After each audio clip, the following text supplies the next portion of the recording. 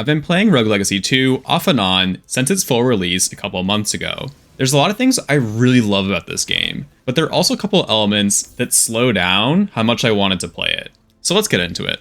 Rogue Legacy 2 is a 2D platform roguelite that has a lot of metroidvania elements. It's incredibly progression heavy, and it sometimes feels more like a standard metroidvania than a roguelite. The goal of the game is to clear 6 bosses in order to get access to the final boss. Each of these 6 main bosses, or estuaries, comes with their own area or biome.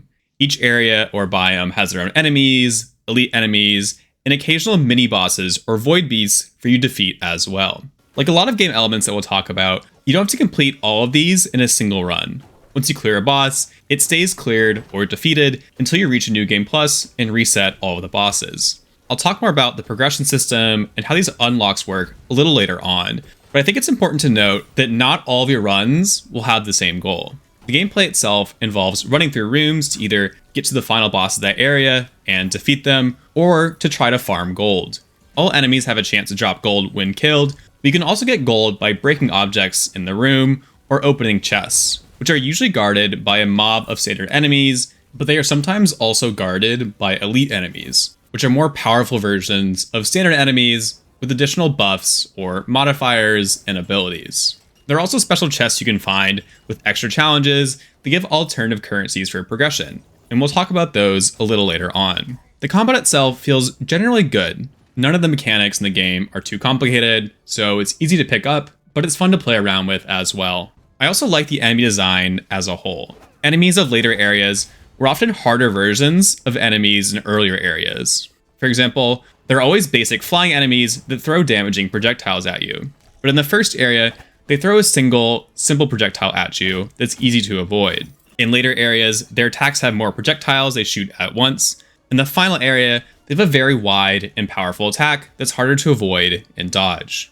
But because it's a play on the same enemy type and same enemy mechanics, it's a lot easier to learn the new enemies of each area. Of course, there are some truly unique enemies, and you don't encounter those until you get later on, but I did like that this enemy evolution of sorts existed. It does come at the cost of some enemy variety, but I think it's a worthy trade-off in this game.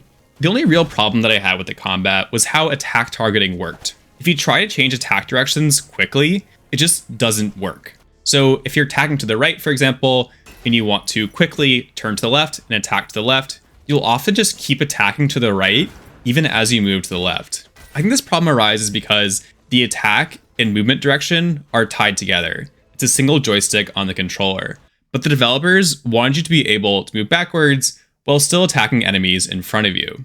This is helpful in niche situations, but I also took a lot of unnecessary damage because I tried to do a quick attack in the opposite direction to destroy a damaging projectile or finish off an enemy, but the game just wouldn't let me do that. You do kind of get used to this over time, you adjust how you play, but it was an important annoyance. Technically, you can skip all of the enemies in each room and run straight to the boss of each area, but you'll want to get a lot of gold along the way.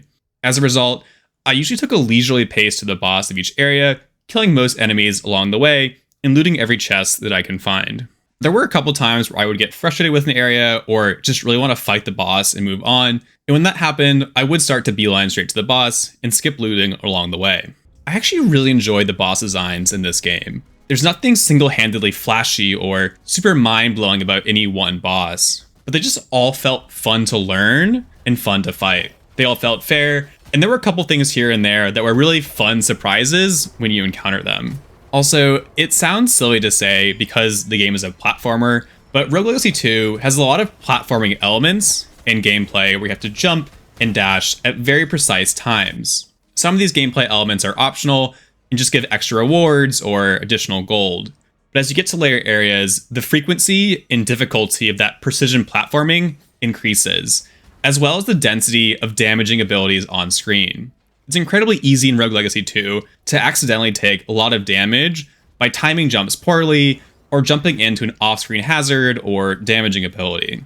This didn't bother me that much for the first 80% or so of my playthrough, but as I got to the last 2 areas, my desire to play the game took a big dip because I started to get frustrated with the amount of these precision platforming elements and how often I would take damage from random things, often off screen. Some of that is just my personal preference in skill level. While I like platformers in general, I've never been a big fan of too much precision platforming. I get tired of it pretty quickly.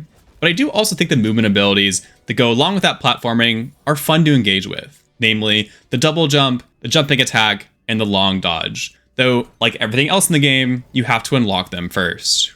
At the start of each run, you choose one character to play as out of 3 potential options. There are 15 total classes, but you only start out with 1 unlocked. These classes roughly fall into melee-based heroes, range-based heroes, and magic-focused heroes. Each class has a primary attack, a class-specific talent and skill, and a randomized spell. I quite liked the class and weapon variety in the game. Each class focuses on slightly different things, and each weapon also has a certain critical strike condition, and that, again, added more to their playstyle variety. For example, Barbarian is a powerful melee attack that always crits when you're on the ground, while the Cook, on the other hand, has a melee attack that applies burn, a damage over time, and it can also deflect projectiles if you time it correctly. Further, once you unlock them, some classes have alternative weapons, giving them even more playstyle variety. Beyond that, the talents for each class can lead to some unique gameplay interactions, such as the Astromancer's talent or class skill, which allows them to more easily navigate or really just skip jumping puzzles or challenges. That being said though, I do think there are 1 or 2 classes that felt really bad and just really underpowered, but as a whole, most of the classes were viable. Outside of the main game mode, you can also unlock scars. These are short challenges you can complete, and if you do well enough, you can get some rewards. These come in 2 main types. The first are enemy encounters or boss fights, and these were usually a cool way to repeat past bosses with an added twist or challenge. The second type were attack the target style challenges. We have to clear certain rooms with certain classes, usually destroying a set of targets as quickly as possible. These second type of challenges reminded me a lot of those destroy the target challenges in Smash. Like everything else, there's also progression here, and you can give yourself advantages in these scars by completing certain challenges in your standard runs. I think these scars are actually a great addition to the game. Namely, I think they provide a great change of pace if you find yourself stuck on a certain boss or area. And because I quite enjoy the bosses in this game, it was fun to fight them again with added challenges mixed in. For example, one of the scars makes you fight 2 of the first boss in the game at the same time. Now let's talk about RNG and randomness in Rogue Legacy 2. The randomness and variety comes in 3 main areas: the map layout, the character selection, and the relics or upgrades you find on each run. There are also a number of counter RNG measures for all of these things. First, as you would expect, the map is randomized at the start of each run. This adds that standard run-to-run variety, where you have to explore different rooms on your own, try to find the boss, open chests where you can, things like that. But while the rooms are randomized, the general location of each biome is standardized. For example, the ice biome is always to the east of Axis Mundi, which is always to the east of the starting biome. This just makes it easier to navigate to new areas and makes it more reliable when you try to find out where you're going next. But you can also make this transition to future biomes even more reliable in 2 ways. First, you can unlock a waypoint at the start of each biome. This allows you to teleport directly to that biome at the start of your run, as opposed to having to navigate your way there manually.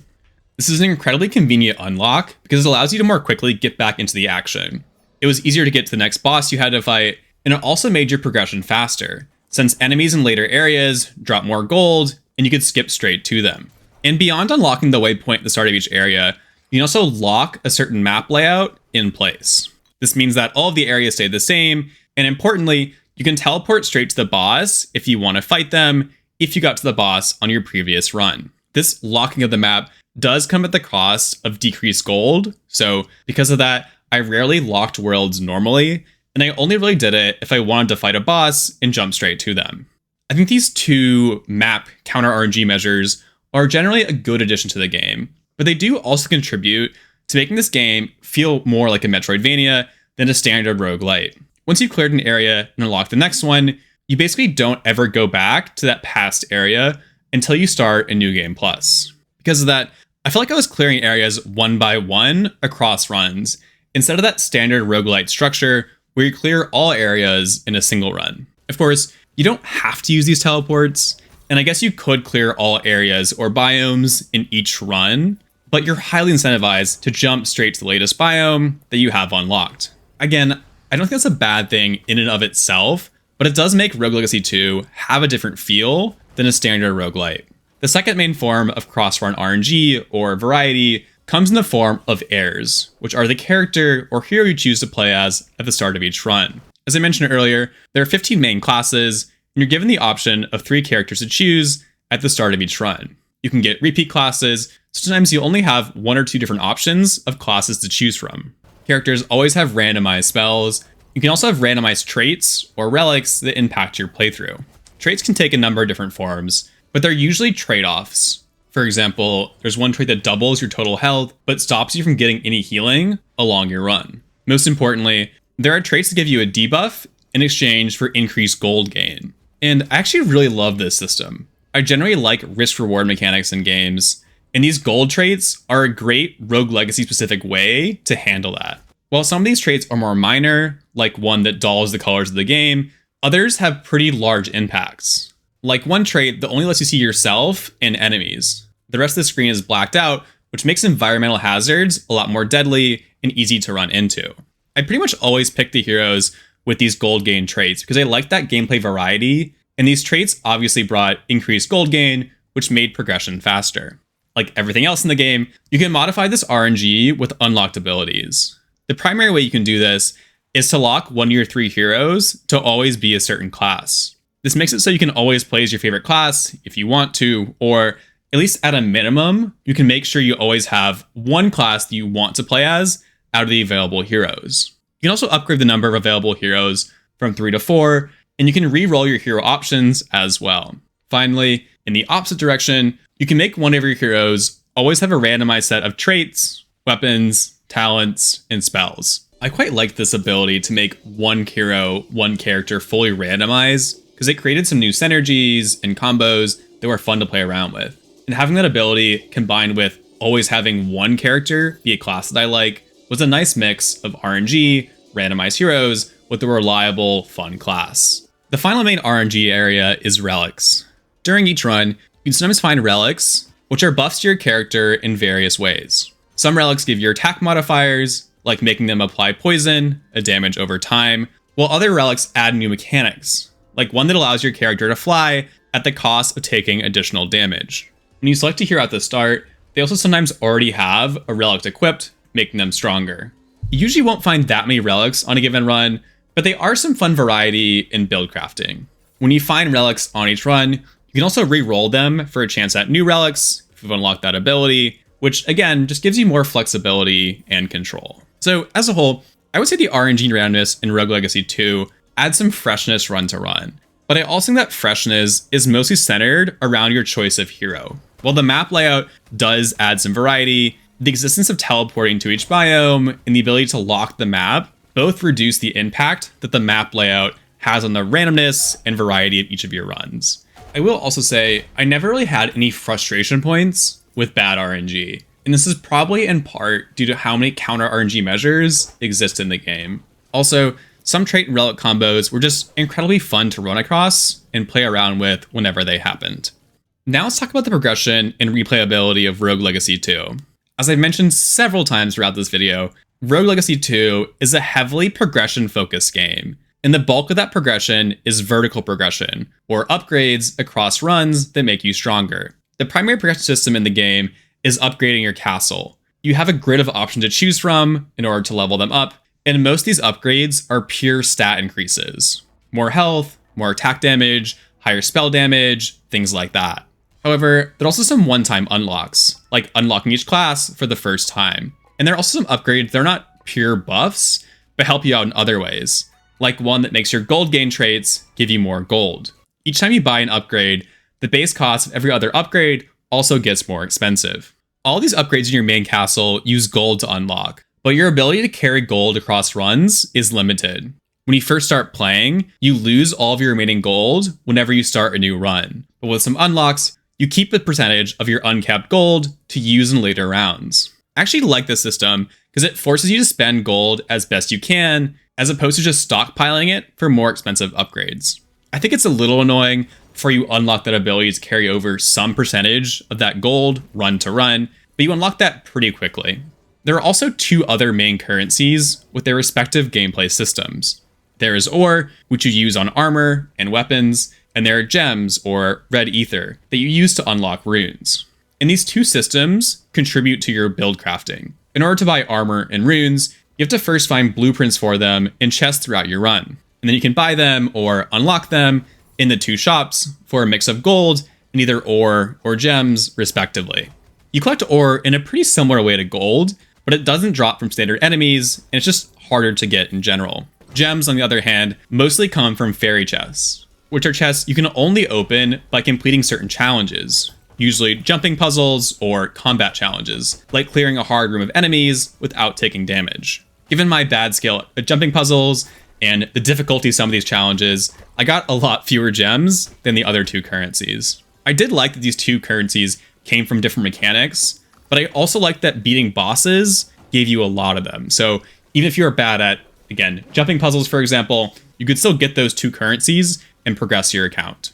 That being said, I really didn't like the armor system that much. I think it was just really cumbersome and hard to experiment with. Each armor and weapon type give you some base stats, but they also have set effects, where if you wear enough of that armor type and have that armor and weapon upgraded, you can get some added set bonus. For example, one of the set effects give you more lifesteal runes, which heals you more when you kill enemies.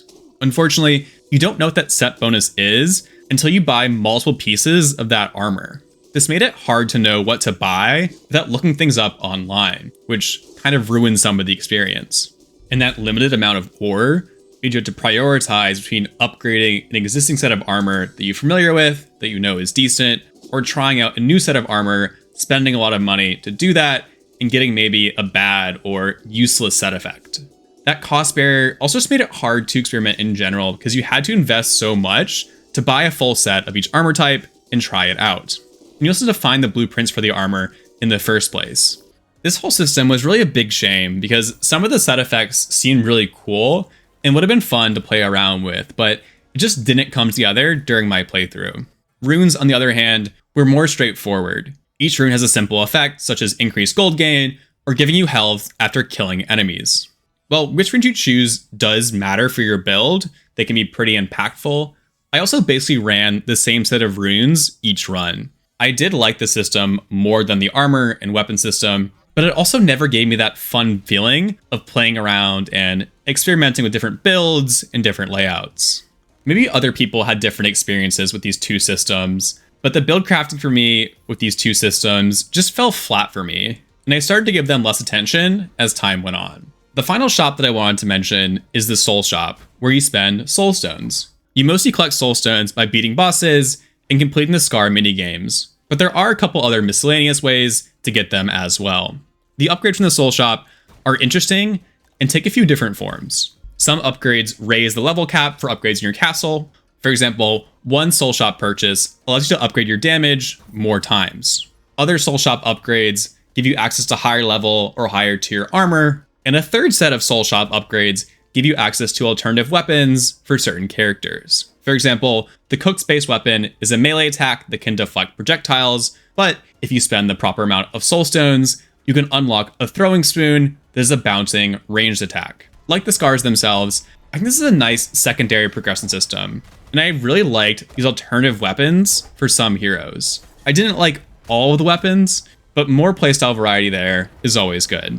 And there's also that Metroidvania-inspired progression system that I mentioned earlier on. In certain areas, you complete challenges to unlock new movement abilities, namely a double jump, a longer dash, and an air attack that lets you bounce off certain enemies and objects. I enjoyed this system, and the added movement options felt great when you first unlocked them. The game also uses these to block off higher level areas until you've beaten bosses from lower areas. So while you can technically find every area at the start of the game, there is really a set order in which you have to complete them. Also, more minorly, but worth mentioning for completeness sake, you can also level up each class or character, which gives them a small stat buff.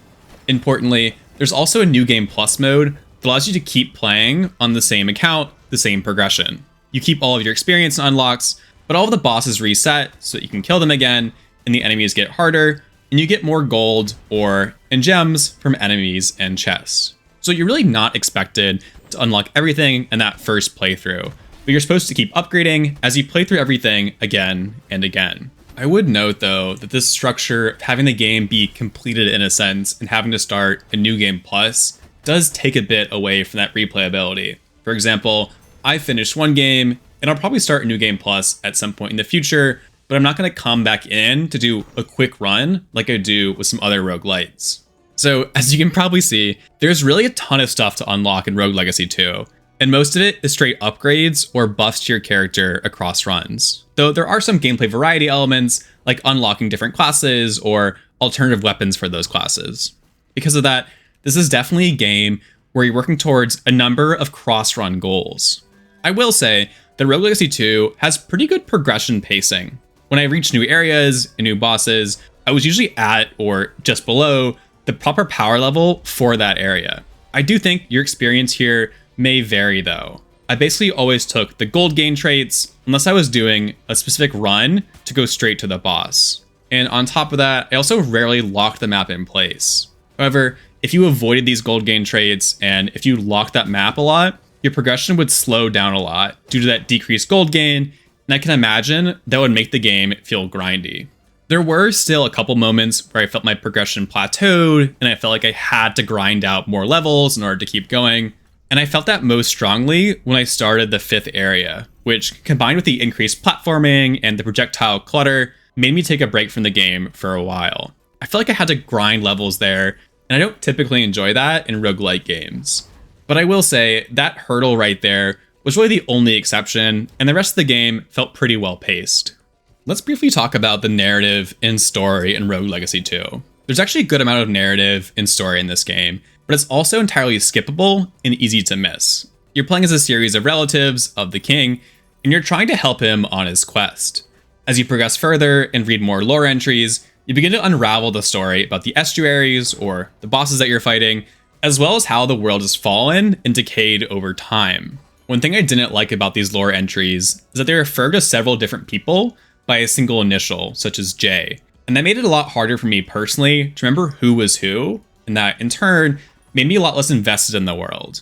I understand this was done for mystery and intrigue's sake, but having several different characters all referred to by a single letter was just too much for me. I still did like how the world and story came together though, and I like the ending of the game and how everything wraps up. As you play the game, you also unlock a lot of NPCs that are stationed in your home area before you start each run.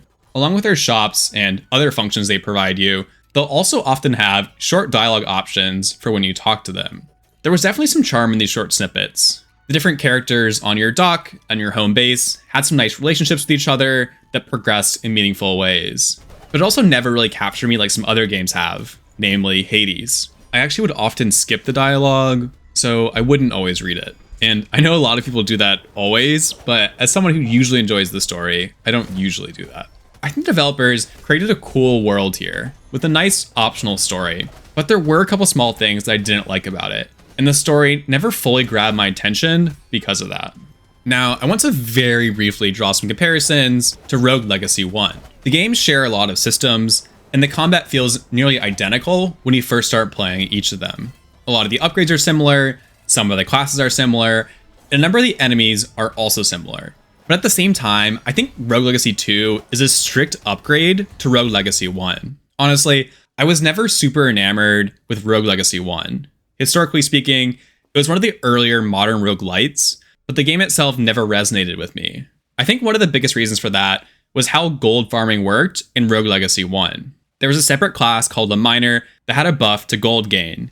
It was pretty weak combat-wise, but if you wanted to farm gold efficiently and therefore progress your account faster, I felt like I always had to take the Miner, and that just really killed the gameplay variety. In Rogue Legacy 2, the variety of gold boosting traits completely changes the game, and took gold gain for something in Rogue Legacy 1 that really hindered the gameplay experience and made it a novel game mechanic that I really enjoyed and added a lot of run-to-run variety. Along with that, I just like the classes better in Rogue Legacy 2, and there are also more class options. I never finished Rogue Legacy 1, so I can't comment on all of it, but I would probably recommend that most people skip Rogue Legacy 1 and go straight to Rogue Legacy 2. So what's my verdict on Rogue Legacy 2? I think this game is one of the best progression-heavy roguelites out there. And if you're a fan of progression-heavy roguelites, you should definitely give it a try. It has some nice playstyle variety, a nice learning curve, and the combat is just easy to pick up and understand. I also really enjoyed all the boss encounters and their fight mechanics.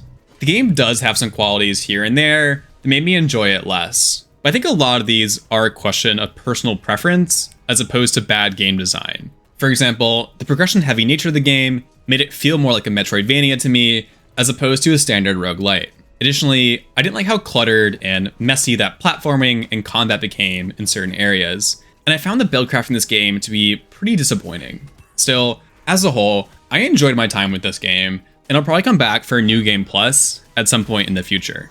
Huge thank you and shout out to all of our channel members for helping support the channel. I really appreciate the support. Please like this video to help me out in the algorithm, and thanks for watching.